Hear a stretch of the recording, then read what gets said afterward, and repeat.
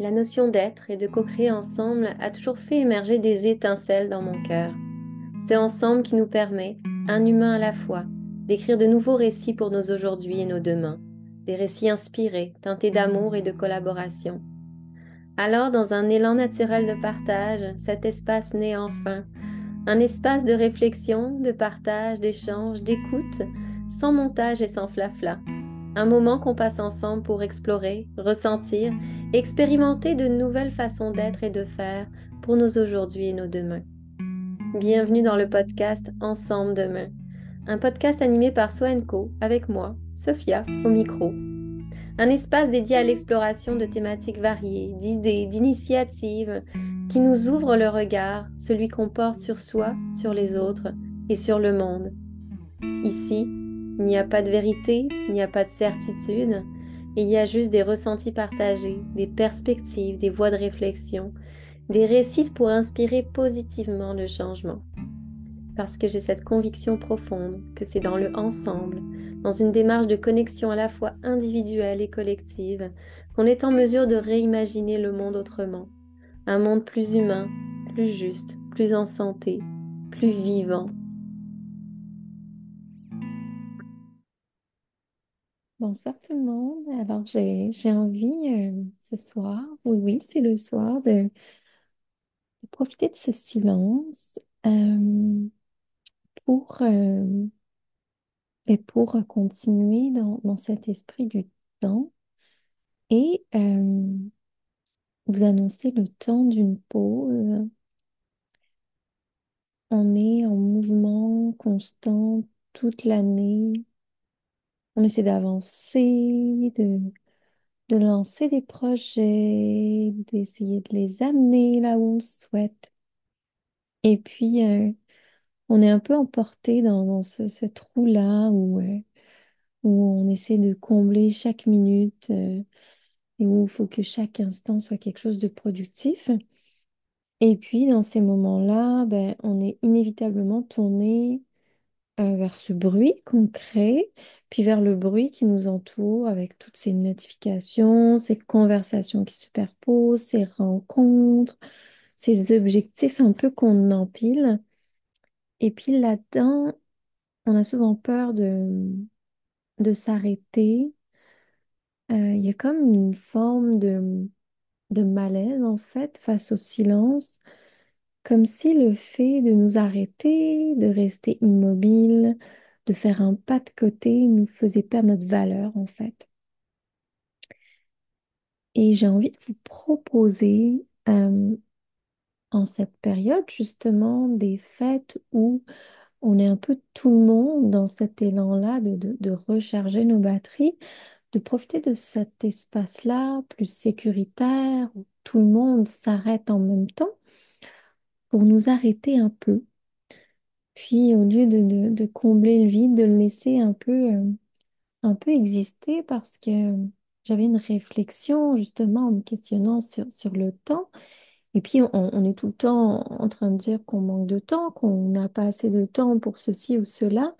Mais il y a aussi un paradoxe de l'autre côté qui fait que quand on a enfin du temps, on est mal à l'aise face à ce temps qu'on a, on ne sait pas trop quoi en faire. Puis je réalise en fait même tout autour de moi, puis moi-même avec moi-même, parfois cet élan-là de renier ce temps qui existe puis qu'on pourrait prendre. Fait que c'est le moment pour moi de m'offrir une pause sur le balado, de déposer tous ces bruits, tous ces outils, d'éteindre mes écrans pendant les prochains temps, puis d'accueillir déjà, avant de vous le souhaiter à vous, cet espace vide pour moi, qui en fait est un espace qui n'est jamais vraiment vide.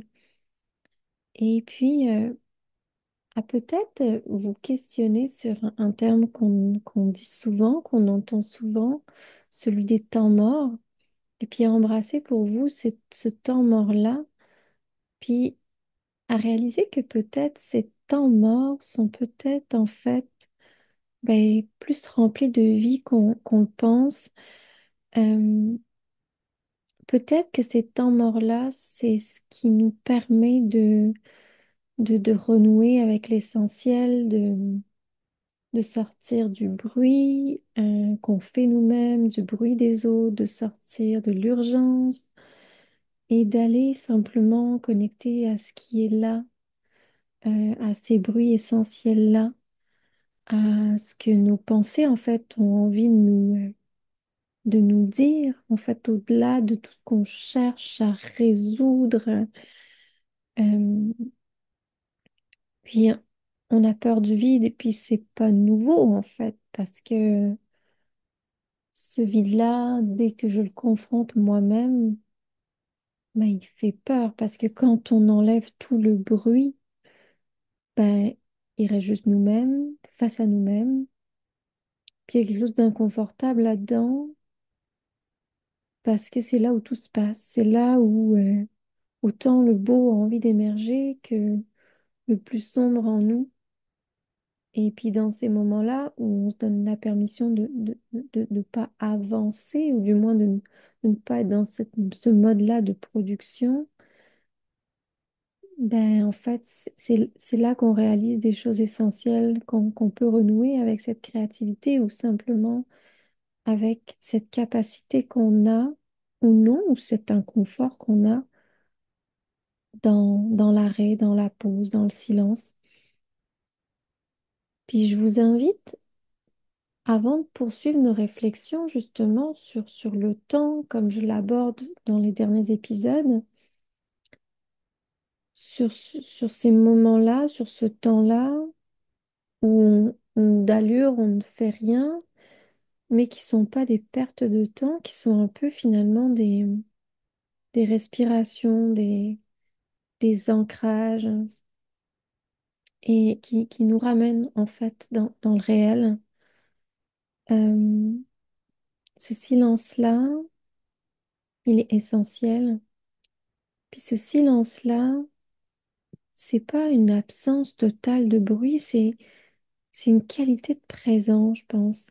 C'est le moment où on choisit de déconnecter de toutes les distractions autour pour revenir à soi, pour accepter comme ce qui se passe en soi et donc pour renouer avec ce qui se passe autour. Donc c'est pas de fuir le monde parce que souvent on m'a dit ça quand j'ai quitté les réseaux sociaux notamment que, que c'était pas parce que je fuyais cet espace qu'il allait arrêter d'exister, mais peut-être qu'au départ, je l'ai fui parce qu'il y avait un malaise et que parfois on a envie de fuir les choses parce on a un malaise.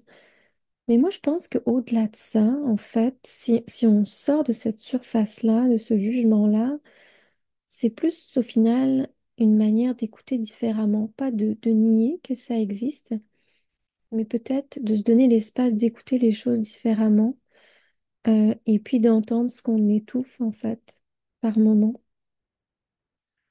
Puis je pense que ces temps morts-là, en fait, c'est aussi une forme de révolution, une forme de résistance. C'est un axe de résistance, en fait, de dire pendant les prochaines semaines, je laisse les écrans, je laisse le bruit des réseaux, je laisse tout le numérique autour et tous les projets autour et tous les élans de contribution. Et je choisis pas de ralentir, mais juste d'aller vers autre chose, d'être présente aux choses. Puis ces pauses-là, c'est un luxe, oui, parce que au final, on est beaucoup à s'accorder des pauses parce que à côté de nous, il y en a qui ne peuvent pas s'en accorder, mais ils sont une nécessité pour tous. Euh, Puis ces pauses-là, ben, elles sont là aussi pour nous rappeler qu'on n'est pas des machines, que notre vie se mesure pas à tout ce qu'on produit, tout ce qu'on transmet au monde, mais qu'elle se mesure peut-être à notre capacité de présence là. Alors, il n'y a pas de recette magique pour apprivoiser ces temps-là, ces temps morts, ces temps vivants, mais peut-être que ça peut commencer par déposer le téléphone, l'ordinateur quelques jours ou quelques heures, d'aller marcher sans but précis ou de prendre un moment pour aller dehors quelques minutes pour juste écouter ce qui se passe autour sans juger quoi que ce soit. Être dans une présence attentive en fait. Ou ça peut être d'écrire peut-être sans objectif, juste pour laisser les mots se déposer un peu intuitivement. Puis ça paraît bête en fait, c'est des gestes tout simples, mais je pense que ils peuvent avoir un impact en fait, puis servir un peu d'entraînement à de plus en plus grand. Puis je pense qu'ils permettent de retrouver peut-être cette part de nous-mêmes que le bruit étouffe, que le bruit qu'on s'impose, qu'on nous impose, qu'on s'entre-impose, étouffe. Alors mon souhait ce soir, c'est c'est de s'offrir peut-être collectivement ce temps de pause euh, et, euh, et embrasser ces temps-là, embrasser ce temps-là où collectivement on va marquer un temps de pause. On va probablement sortir de nos projets, donc simplement s'en laisser le droit de déposer nos écouteurs, de laisser nos écrans de côté et, et ouais, d'apprivoiser ce moment de pause puis de le vivre comme un moment qui peut-être est plus plein de choses, plein de vie qu'on le pense. Alors voilà, donc j'entrerai pas en cette fin d'année dans une idée de bilan ou de quoi que ce soit. Je pense qu'il y en a assez partout. Je vous propose de prendre la pause pour mieux vivre vos bilans plus tard.